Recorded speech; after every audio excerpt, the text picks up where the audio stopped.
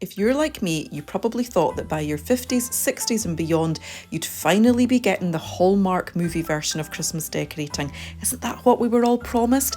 And yet here we are, still busy, still juggling all the things, just a different set to when our kids were small.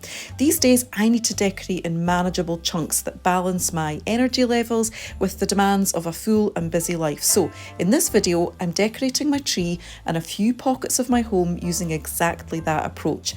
I'm sharing my inspiration plus a few recently learned top tips because you're never too old to learn a new trick or two.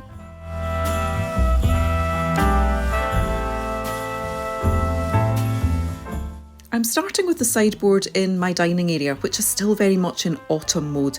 When I packed everything away last year, I organised my Christmas decorations into labelled crates, one for each area of the house.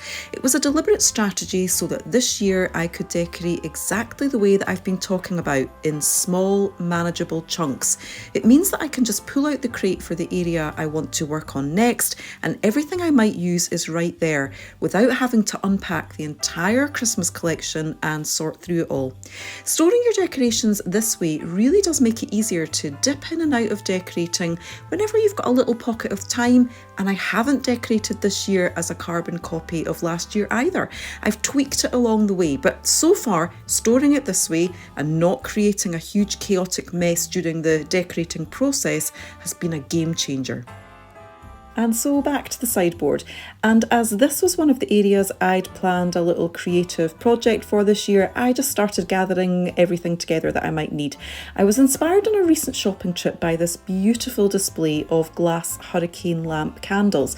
I just love their simplicity and I decided to recreate the look using vases I already had at home.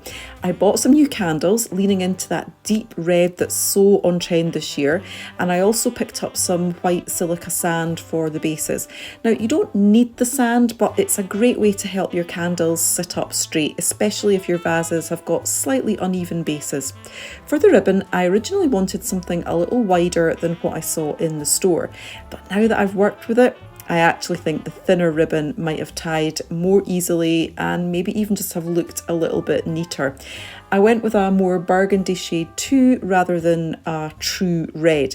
Let me know in the comments what you think. I'm still on the fence. Look, I bought the ribbon, so I'm sticking with it for now, but do let me know which you prefer, the thinner ribbon or the thicker version.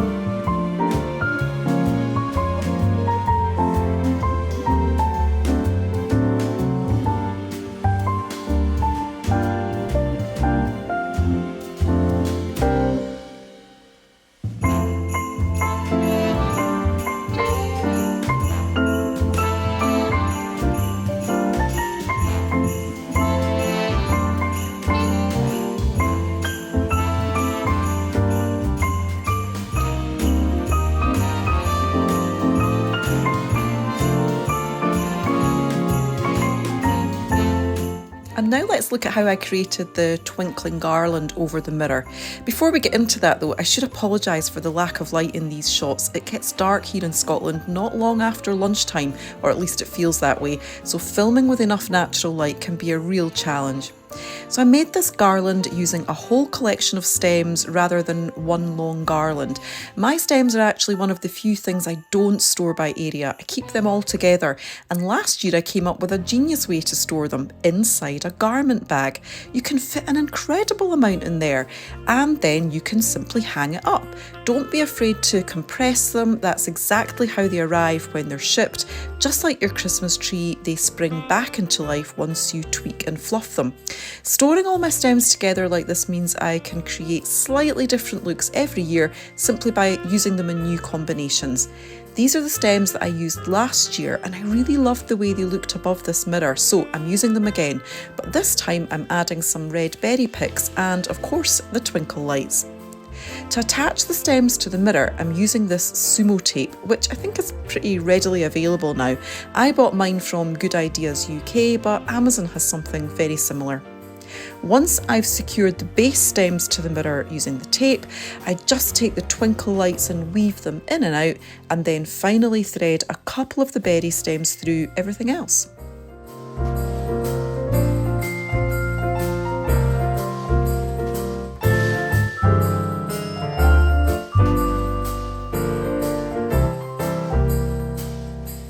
Next, I'm turning my attention to this little corner of my kitchen, and at this stage of life, I'm a great believer in keeping things simple.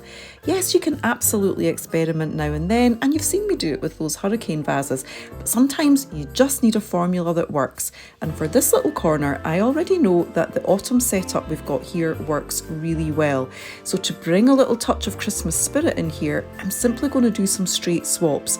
I'm going to swap the vase of stems out for this little Christmas tree, and we've probably all gathered a few Christmas recipe books in our collection by now, so don't be afraid to decorate with them. They add a lovely nod to the season. The autumn plate in the background is going to get swapped out for a Christmas plate. You could put a regular serving dish or a platter here too. It's such a shame that we've collected beautiful pieces over the years that only come out on Christmas Day, so this is the perfect chance to display one of your favourites. But the key is to keep the formula the same from season to season if you're looking for simplicity and ease without taxing yourself or starting from scratch. Just swap like for like.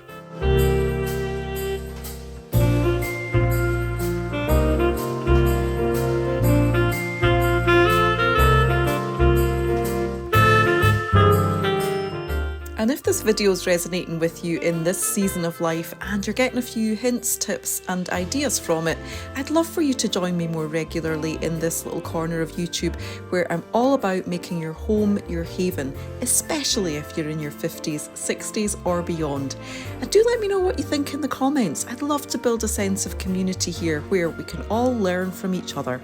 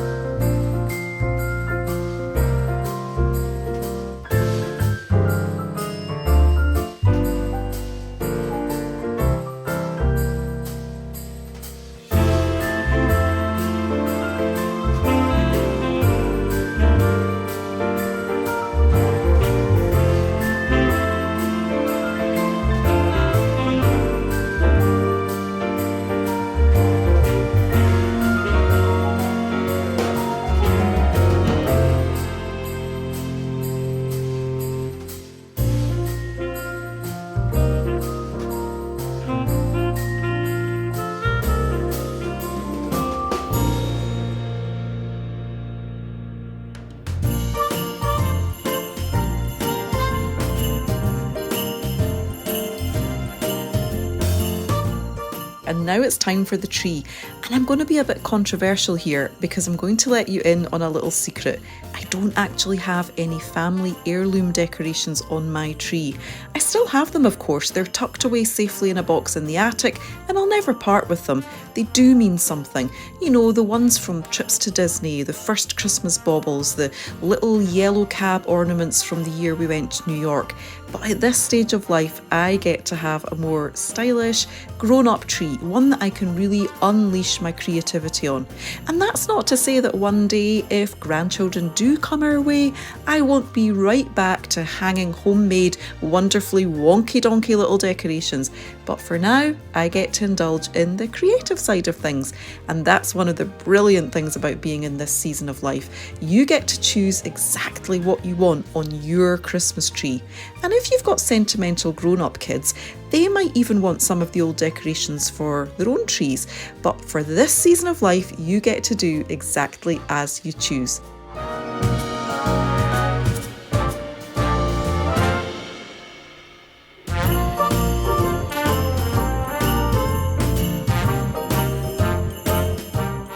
And this year I'm tweaking my usual mixed metals theme, the golds, silvers and rose golds, and I'm adding just a little touch of that on-trend red, just to mix things up a bit.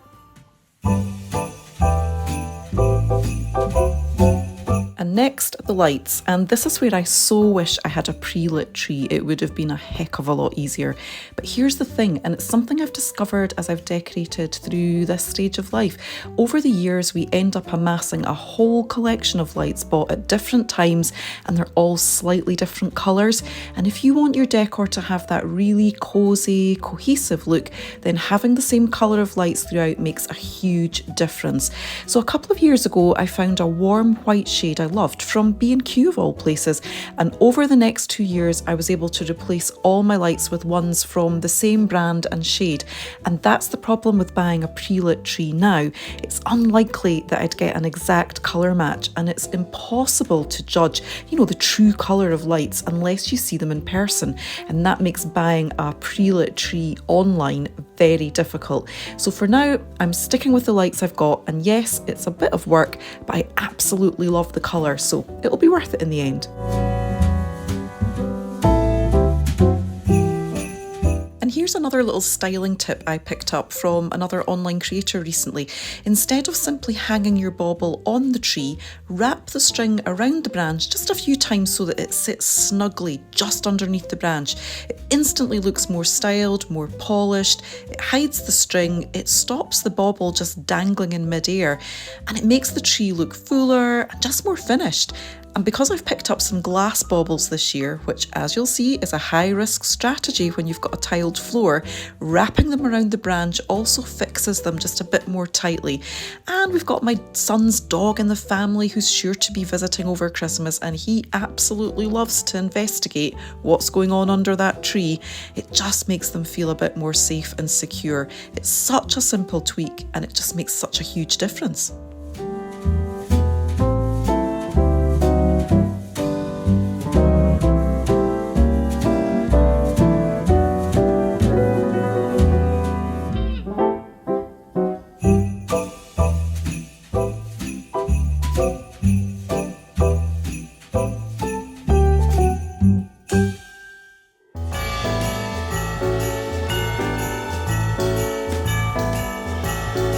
So you can probably tell by the outfit change that it's a new day. Like I said, life happens and you just have to decorate in the little pockets of time that you have. So it's now time to add a little touch of red to the tree, and I decided to pick up some thankfully inexpensive red glass baubles. And because they were new, I still had to add the strings, and I have no idea why I thought attempting to tie the string on while holding the bauble over a tiled floor was a good idea. So yes, once the cleanup was done, I headed over to the sofa to string the rest of the baubles safely.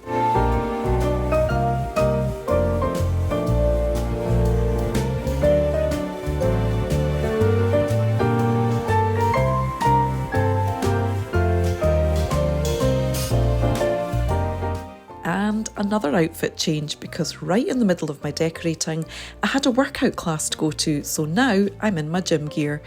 Now that all the baubles are on the tree, I'm adding a few gold picks, which I'm just laying along the branches. And this is definitely a case of using what you've already got. I originally bought these for a tablescape for a special birthday celebration I did in a black and gold theme. And now I've got all this lovely gold that I can use as part of my Christmas decor.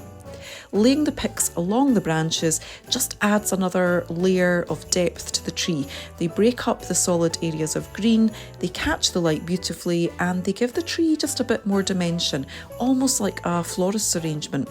It helps the tree feel more full, a bit more rich and a bit more styled without having to add loads of extra ornaments. So I'm simply tucking them in between the branches here and there just to bring a little more warmth and texture to the whole look.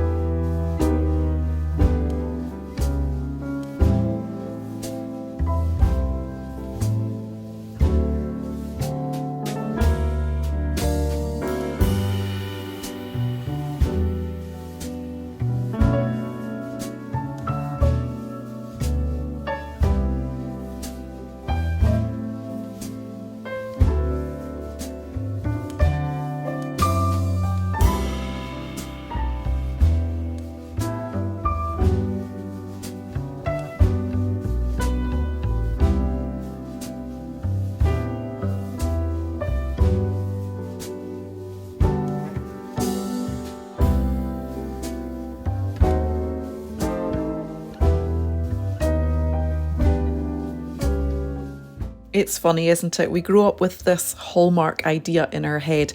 The tree trimming moment where everything is glowing, the music is soft, the cocoa is warm, and the whole thing happens in one magical evening. But for most of us, especially in this season of life, the reality looks very different. Some people might be able to set aside a whole chunk of time and make it an experience, and that's lovely. But for many of us, it's just much more ad hoc. We fit it in when we can between appointments, errands, real life, and the million little things that still fill our days. It's not one sweeping moment, it's lots of small, imperfectly perfect ones. But that doesn't mean that it can't still be joyful. In fact, I'm realising there's something really lovely about decorating this way. When you're younger and you've got little ones running around, decorating can be fun, of course, but there's a huge pressure to get it done, to make it magical for everyone else. But now we get to treat it as a creative project, something we do at our own pace, in our own way. And some years you might feel like decorating more, some years a little less, and that's perfectly okay.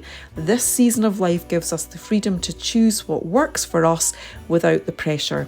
So however you're decorating this year, slowly, quickly, lightly, extravagantly, I hope you're finding your own cosy, real life version of Christmas, even if it doesn't look anything like that Hallmark movie one we were once promised. And please do let me know in the comments how you decorate. Do you set aside a whole chunk of time, or are you, like me, just fitting it in amongst everything else?